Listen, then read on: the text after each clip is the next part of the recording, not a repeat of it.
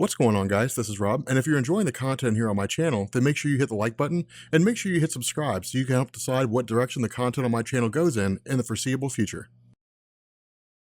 God, so I will be honest, Secret Empire just keeps getting better and better. I mean, damn, this story is so good. I've been telling people ever since like Captain America was revealed to be a Hydra agent that this will go down as one of the greatest runs in the history of his character. It's so different, it's so dynamic. I mean, I get that there are those who just don't like change, and that's fine. But I think this is one of the greatest runs in his character that there's ever been, because the way this ends is insane. Now, remember, for those of you guys who are joining us for the first time, we kind of have two stories going on simultaneously, right? Like we have what's going on out in the real world, which is Hydra Captain America basically trying to eliminate the last vestiges of the Avengers, which is basically whatever superheroes managed to evade capture by Hydra and are basically hiding out in Nevada alongside Tony Stark, trying to find the remnants of the Cosmic Cube so they can use it to basically adjust reality and fix things back to the way they need to be. But then we also have what's called the Vanishing Point. Right now, we don't know anything about the Vanishing Point. In the next like 3 videos, we'll know a lot about the Vanishing Point.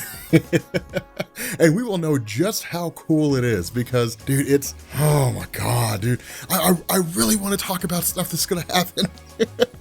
I really want to talk about future things, but it's really, really cool. It's a really cool set of events. But the indication here, at least in the early stages, at least as we see it right now, the Vanishing Point seems to be where heroes go when they die. That really seems to be the case, because for the most part, all the characters that are here are basically dead. The only exception to that was Sam Wilson. Bucky Barnes was killed in the events leading up to Secret Empire. Red Skull was killed in the events leading up to Secret Empire. And even this, classic, as we call him, classic Steve Rogers himself is, metaphorically dead, and he's been replaced with Hydra Captain America. And so that's the question that people are asking, and that's the question that I cannot answer is Hydra Captain America even Captain America? Is all this going on inside of his own head, or is it a wholly different location? Is it actually just another dimension? Is it something taking place inside the shards of the Cosmic Cube? These are answers that we don't have, or I guess questions we don't have the answer to in this video. We'll have answers to that question later on. But the idea here is that this again focuses on the nature of the fact that classic Steve Rogers has basically just been taken prisoner by Red Skull inside of the Vanishing Point. So again, at this point, we switch over to New York City. Now remember, one of the things that we had talked about is the idea that New York City had basically been whisked away to a place called the Dark Zone or the Dark Realm or whatever you want to call it, but it's basically a place of total darkness. The only source of light that exists comes in the form of Dagger, and she's basically a character that can kind of create like these hard light constructs to a degree. She's basically serving as this light atop the Empire State Building as a way to basically light the city as best she can. The problem with this is that the use of her powers takes a physical toll on her body. Her entire body goes into creating light. The more she does it, the more it burns her out. She's pushing herself to the point of exhaustion. And so because of this, what we end up finding out is that Stephen Strange is basically trying to find a way to access a spell or something that will break them out of this whole dimension. Now, one of the crazy things that happens here is he initially addresses a guy called the Librarian, and I've never heard of this guy before. I don't really know anything about him. I've poked around online and I cannot find like a thing on this guy, the Librarian. He's virtually non-existent. The only way that I can think this character really makes any kind of sense is if we were to come to the conclusion that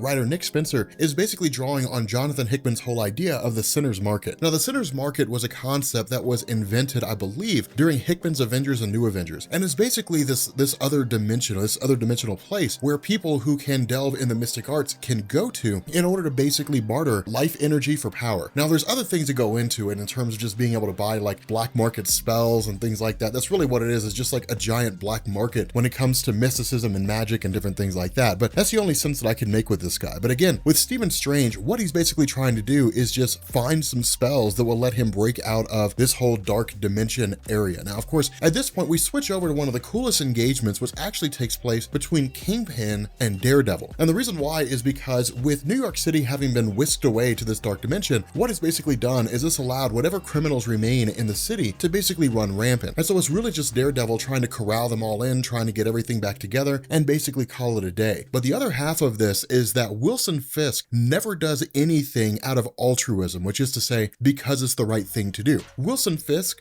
always want something in return. And that's really the situation that's being brought here. When Daredevil jumps in and basically defeats a handful of Wilson Fisk's men who are basically taking all these different medicines and so on and so forth, the question is asked, why is Wilson Fisk helping these hospitals and these churches and so on and so forth? Why is he contributing to that? And the answer to Wilson Fisk is because when this is all done, they will remember. Wilson Fisk has always tried to make New York City his own kingdom, and in a lot of ways he has. I mean, we had Daredevil during the whole Shadowland story, and then we basically had Kingpin picking up the pieces and using what was left of Shadowland to form his own empire, which is kind of cool, basically corralling the hand. For those of you guys who are following the whole Defenders Netflix thing, essentially what seems to be going on with the Defenders is the Shadowland story, minus Daredevil being possessed by like the beast, the entity that the hand basically worship. That's really the only difference. Everything else seems to be pretty much the exact same. I could be wrong, but that basically seems to be the case, that Defenders is going to be Shadowland. And if it is, I am hyped because that story is so good. But the idea here is that if Wilson Fisk cannot take over the city of New York through force, then why not take the city of New York by winning the hearts and minds of people who were there? The idea was that mobsters would basically win over neighborhoods. They would win people by giving them things so that people would be less likely to rat out the actions of the mob. When the cops come walking around and asking questions, what's this guy been doing? Have you seen anything suspicious? People will say, no, everything's been fine as far as I'm concerned, and the cops can't make their case. Wilson Fisk is walking this exact same line. Win the hearts and minds of the community, and the community becomes yours. On a larger scale, win the hearts and minds of New York, and New York becomes yours. And so again, it's this really cool concept, but at this point, we switch back over to Red Skull and his whole interrogation with classic Captain America. Now again, the implication that's given is that classic Captain America does not know who the Red Skull is. And that again raises even more questions. If this is classic Captain America and this is Red Skull, how does classic Captain America not know who Red Skull is? They've been fighting forever and ever and ever and ever. And that's one of the things that Red Skull brings up. Everything that's transpired up to this point is because of this war that the superhero community has been fighting forever. They've been fighting for eons and eons amongst each other, amongst other villains, so on and so forth. It's just been going on and on and on and on. And so when the question is asked, is it possible to escape this place? The answer given by Red Skull is that the only place to escape is through pain and through death. Now, of course, this transitions over to the Champions. Now, remember, when it came to the Champions, they were basically coming out of the Avengers. They looked at the Avengers team and they said, the problem with the Avengers is they go in, they fight villains, and then they give no thought to what happens afterwards. The role of the Champions, which is to say, basically these younger teenagers, more or less young Avengers, effectively, was to come through and say, okay, not only are we going to defeat the villains, we're going to help people rebuild because that's what superheroes should be doing. And the way in which this transpired was just by virtue of them,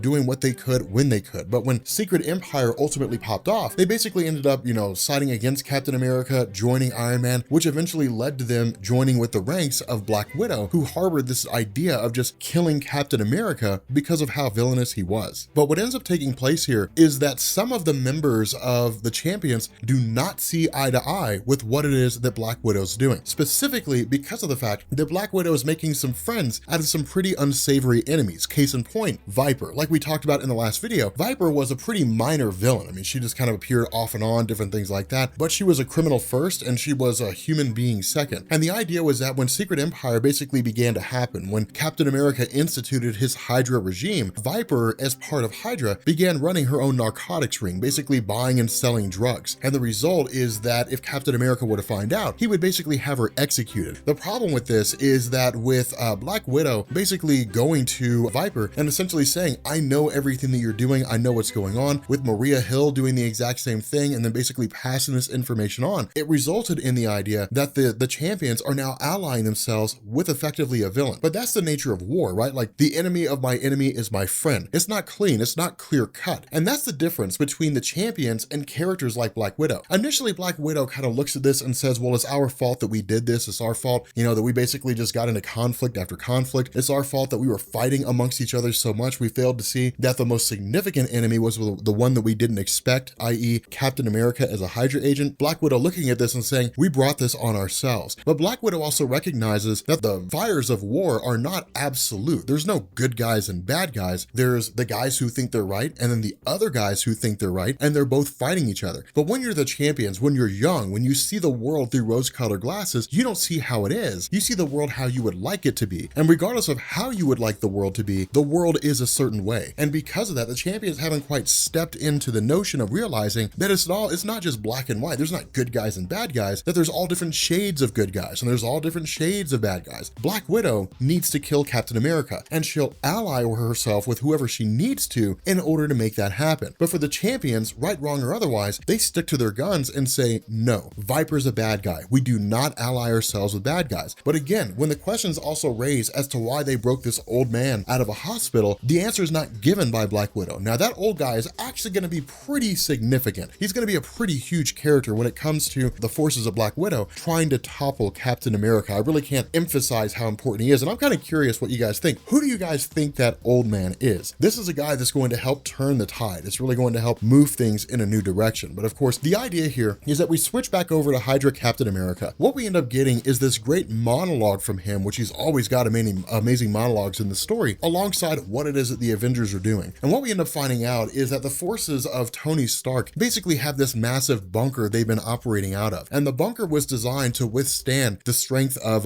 Thor. It was designed to withstand the abilities of Vision to phase through solid matter. It's designed to withstand virtually everything the Avengers could account for at the time that all this is going on. Captain America basically says it was only ever a matter of time before something like this happened. When it came to the Earth's superheroes, they were all obsessed with their own individual goals. And that really kind of hits home at the nature of Marvel superheroes. Marvel superheroes in a lot of ways are grounded, they're very personal, they really focus on the nature of people. The Avengers aren't necessarily a tried and true superhero team so much as they are a group of heroes who came together for like a particular cause. But they all have their own motivations, they all have their own desires, the goals they're trying to achieve. Tony Stark is a futurist, he's always looking to the future. You've got Black Widow who's carrying all her baggage from the Red Room, you've got Mockingbird who's trying to prove she's legit, you've got Quicksilver who's just trying to get his sister back. Nobody's really looking at this and saying, we are a cohesive team. People are looking at this and saying, we're just the last vestiges of what superheroes used to be, and we're just holding out trying to find the Cosmic Cube, and then maybe we'll win. And that's really it. That's all they have. And Hydra Captain America knows that. And it's the coolest thing because what he did is he basically turncoated somebody. He made them into a spy. And all it would take is someone to realize that's the case and to say, someone here is a spy. And then that just becomes self-destruction. Because they're so selfish, because they're motivated by their own desires, their own goals, at the end of the day, the enemy isn't necessarily Hydra Captain America. The enemy is their inability to function as a team, to put their problems aside and focus on a